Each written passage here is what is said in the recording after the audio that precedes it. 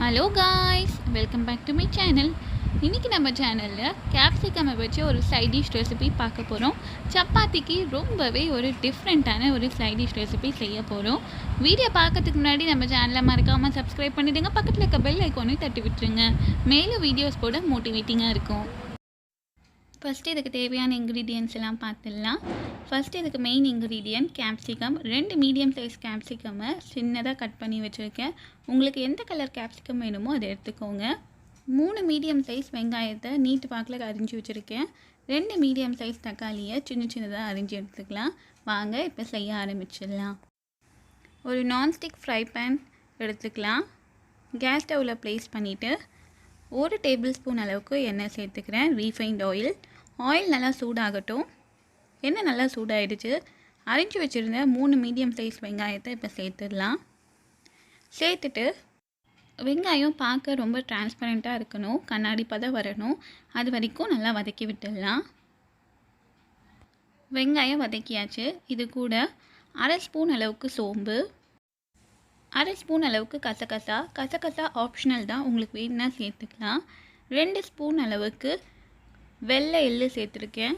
உங்கள்கிட்ட கருப்பு எள்ளு இருந்தால் கூட சேர்த்துக்கோங்க. 1/2 ஸ்பூன் அளவுக்கு ஜீரகம், 8லேருந்து 10 முந்திரி எடுத்துக்கலாம். எல்லாத்தையும் சேர்த்துட்டு ஒரு 2 நிமிஷம் தொடர்ந்து வதக்கி விட்டுடலாம். இந்த எண்ணெயிலே நல்லா வதக்கி விடுங்க. நல்லா வதக்கி விட்டாச்சு. இது நல்லா ஆறிட்டக்கப்புறம் மிக்ஸி ஜாரில் சேர்த்துடலாம்.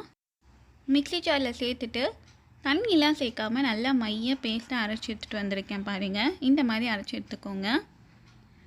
இப்போ அதே ஃப்ரை பேனில் 2 டேபிள் ஸ்பூன் அளவுக்கு எண்ணெய் சேர்த்துக்கலாம். எண்ணெய் நல்லா சூடாகட்டும். இப்போ நம்ம அரைச்சி வச்சுருந்த பேஸ்ட்டை அப்படியே சேர்த்துடலாம். தொடர்ந்து ஒரு 2 நிமிஷம் அந்த எண்ணெயிலே நல்லா ஃப்ரை பண்ண போகிறோம். நம்ம அரைச்ச பேஸ்ட்டை 2 நிமிஷம் கழித்து இந்த மாதிரி கெட்டிமாக ஆகும். இப்போ அரிஞ்சு வச்சுருந்த தக்காளியை சேர்த்துடலாம்.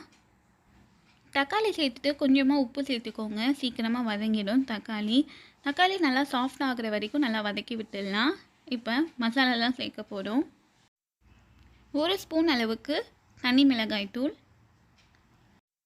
1 ஸ்பூன் ஃபுல்லாக மல்லித்தூள், 1/2 ஸ்பூனுக்கும் குறைவாக கரம் மசாலா சேர்த்துக்கோங்க. மசாலாலாம் சேர்த்தாச்சு. மசாலாவோட பச்சை வாசனை போகிற வரைக்கும் நல்லா தொடர்ந்து வதக்கி விடலாம்.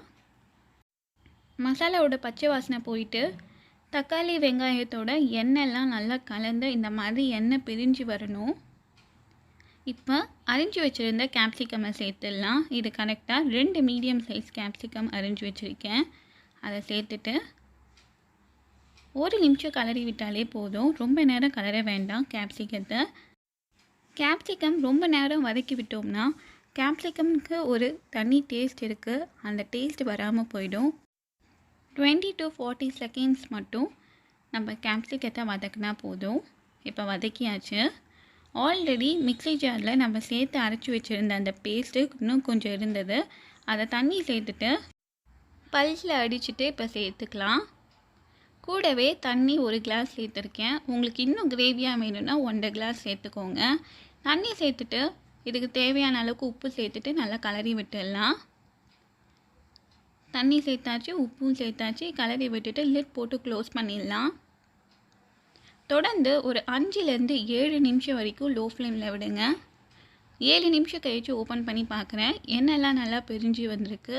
நம்மளோட சுவையான கேப்சிகம் கறி ரெடி ஆயிடுச்சு. இந்த கேப்சிகம் மசாலா சப்பாத்திக்கு ரொம்பவே சூப்பராக இருக்கும். கண்டிப்பாக ட்ரை பண்ணி பாருங்கள். புதுசாக ட்ரை பண்ணி சாப்பிடணும்னு நினைக்கிறவங்க கண்டிப்பாக உங்களுக்கு ரொம்ப பிடிக்கும். ட்ரை பண்ணி பார்த்துட்டு உங்கள் கமெண்ட் சொல்லுங்கள். மறக்காமல் நம்ம சேனலை சப்ஸ்கிரைப் பண்ணிவிடுங்க. பக்கத்தில் இருக்க பெல் ஐக்கானையும் தட்டி விட்டுருங்க. மேலும் வீடியோஸ் போட மோட்டிவேட்டிங்காக இருக்கும். தேங்க்ஸ் ஃபார் வாட்சிங்.